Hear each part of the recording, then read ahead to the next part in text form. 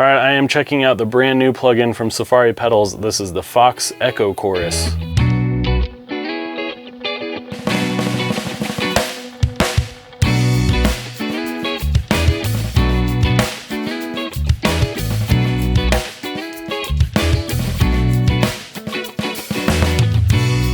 So first off, shout out Gnome and Safari Pedals. This is the 6th plugin that he has released this year. All awesome plugins. I encourage you to go check out safaripedals.com and see everything that he has to offer. Safari Pedals sent over an early release version of the Fox Echo Chorus for me to check out for this video.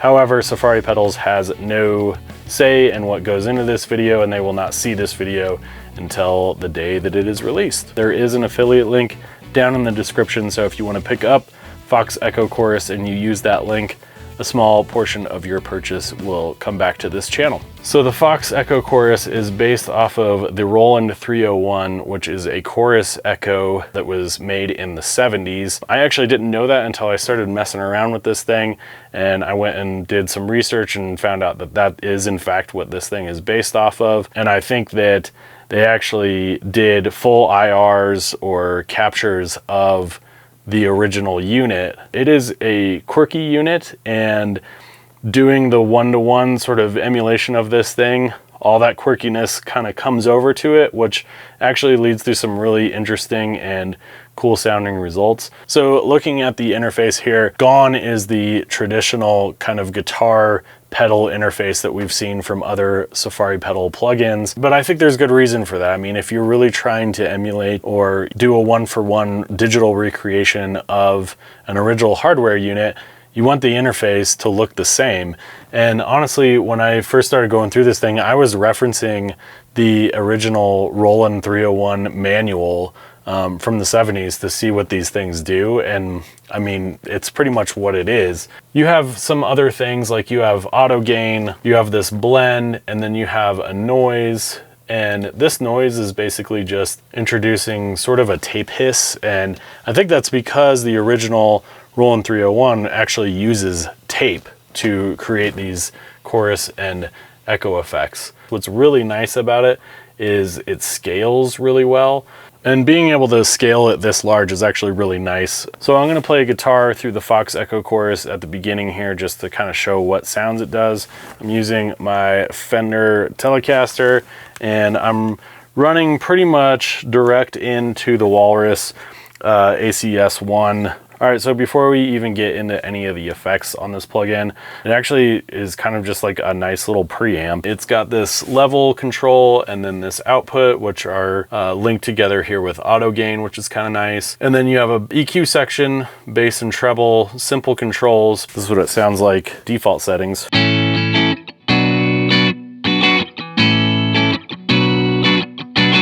And if we drive up this level, start to get a little bit of breakup.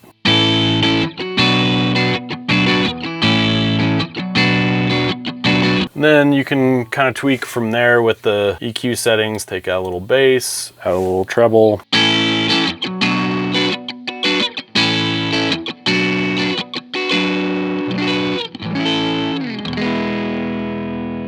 You actually have just right there a pretty nice preamp sound with a little bit of saturation, a little bit of drive. Let's go into the chorus here, and you can actually turn the chorus on with either this button up here or the actual button here. So let's hear what that sounds like. I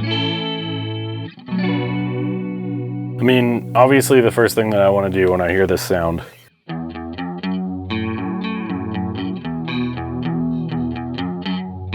intensity here, so you can kind of drive that up and down to get more or less of the chorus sound.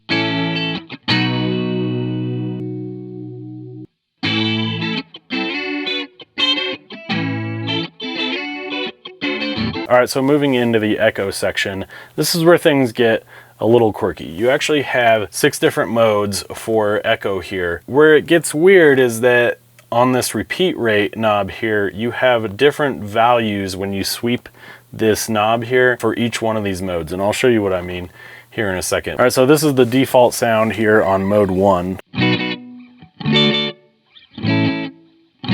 But you can see that we have a few different options here. You can actually toggle this repeat and single, and if we go into the repeat, it actually repeats.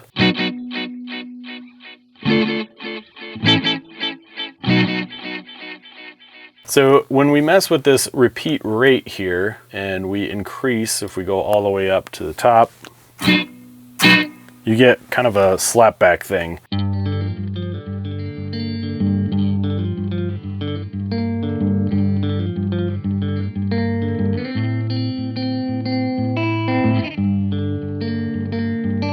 You know, you're starting at 182 and then you're going all the way up to 65. And then if you engage the repeats up here at 65,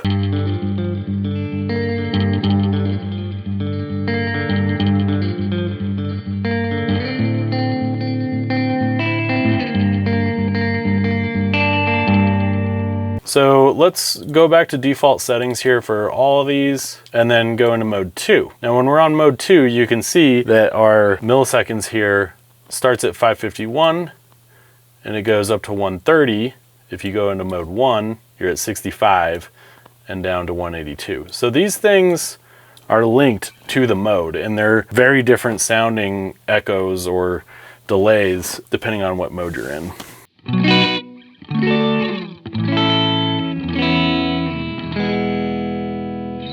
And let's go all the way down to the bottom here.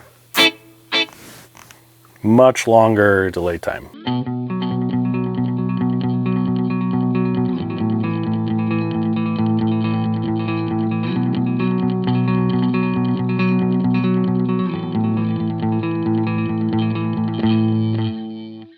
All right, so moving through the rest of these modes, here's mode 3, and again, you have different parameters. You know, this goes up to 193 all the way down to 752, so that's a really long.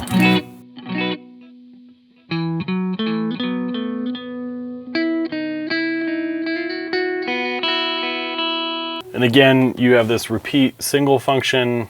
You get into the repeat, it just repeats on itself.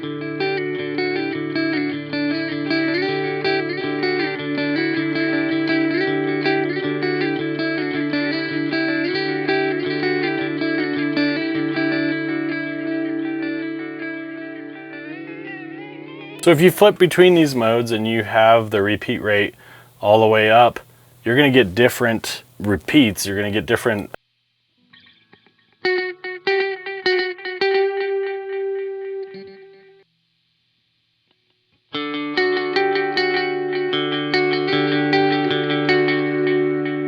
So that's not really something that we're used to when we're dealing with like an echo plugin or a delay plugin. You would expect this repeat rate to stay the same across these different modes, but again, it's kind of quirky. So getting into mode 4 here, and this is almost sort of like a spring reverb.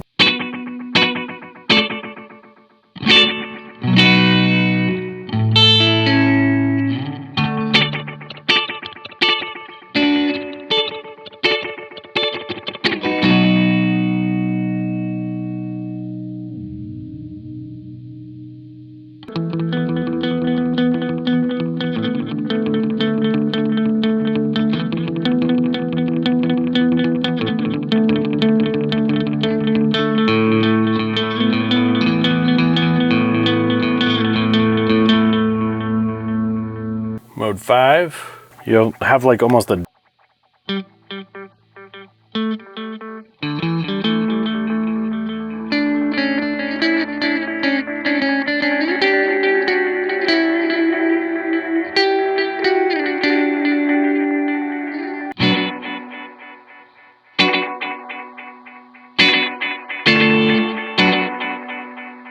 and now on to mode 6.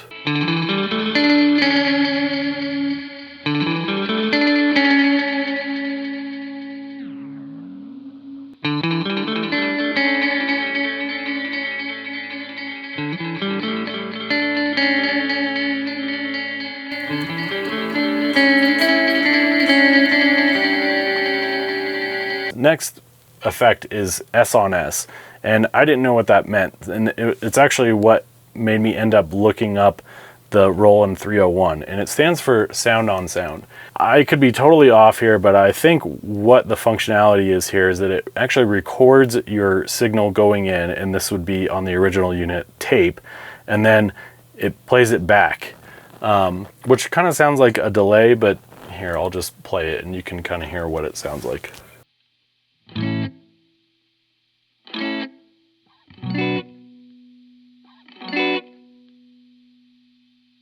An analog delay fill to it, but if you go into the repeat,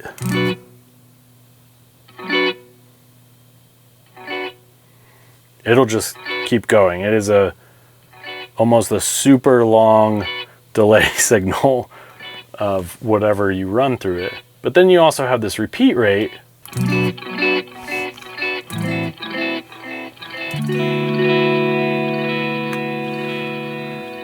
which sounds like the echo, but you can combine the echo and the sound on sound together, and this repeat rate affects both.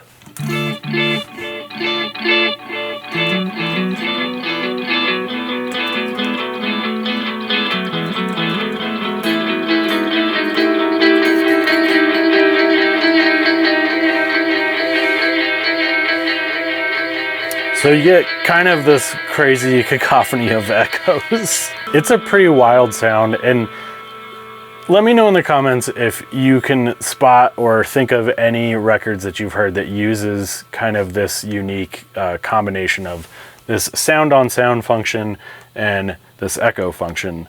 Now on top of this, I mean, you could add the chorus back in too.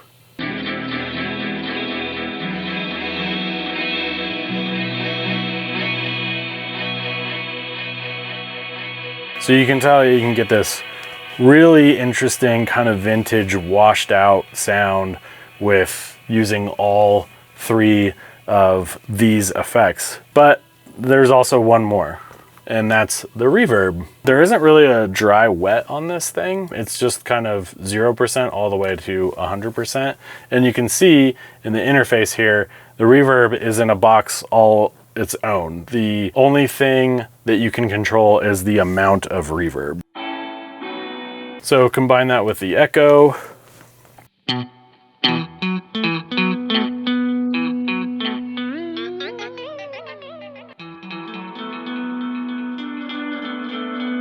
One thing that you sort of have to keep in mind is that the volume on your reverb, once you crank that up, it kind of sucks the volume out of your overall gain in the plugin itself. It would be nice, but I could see why this isn't really possible, but it would be nice if you had an auto gain also linked to this reverb. If you get up, you know, past 50%,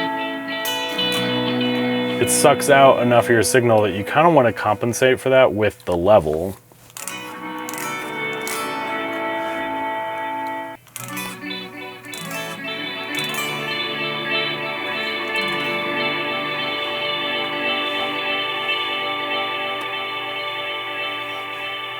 Anyway, I am super excited about writing a song with this thing, so I'm going to use the Fox Echo Chorus on probably everything that I record. I really love the way that bass sounds with a chorus on it. I'm going to give myself about an hour to come up with something, and I'm going to throw the Fox Echo Chorus on everything I can.